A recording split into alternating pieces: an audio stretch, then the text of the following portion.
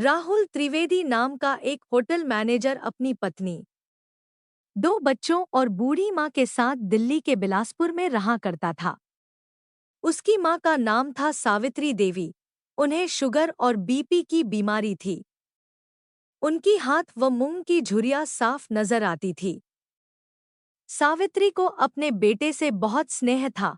बचपन से ही वह अपने बेटे को पलकों पे बिठा कर रखा करती थी और उसकी सारी फरमाइशों को पूरा करती थी।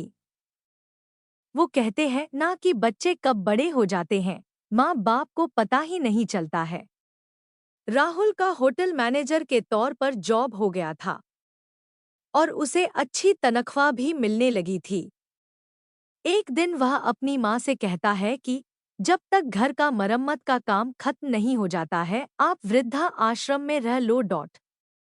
ममता से भरी माँ बेटे की बातों को सुनकर वृद्धा आश्रम जाने को तैयार हो जाती है। उस बड़े घर में कई बुजुर्ग स्त्री और पुरुष भी थे। उन्हीं में से एक व्यक्ति ने सावित्री से कहा, आपको भी बेटे ने घर से निकाल दिया? सावित्री ने चिढ़कर एवं बड़े अभिमान से कहा, नहीं नहीं, मेरा बेटा ऐसा नहीं है। वह तो श्रवण कुमार है। वो तो उसके घर में मरम्मत का काम होने वाला है, इसलिए 1 सप्ताह के लिए मैं यहाँ रहने आई हूँ।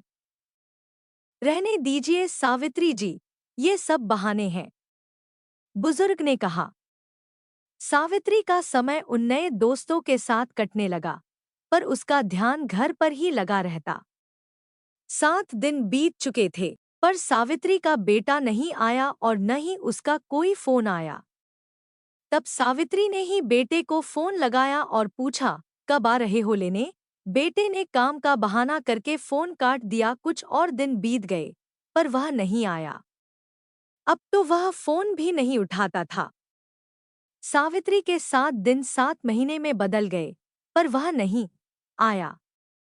आखिरी सांस तक यह इंतजार ही रह गया, परंतु बेटा लेने नहीं आया। वृद्धा आश्रम में ही दम तोड़ दिया।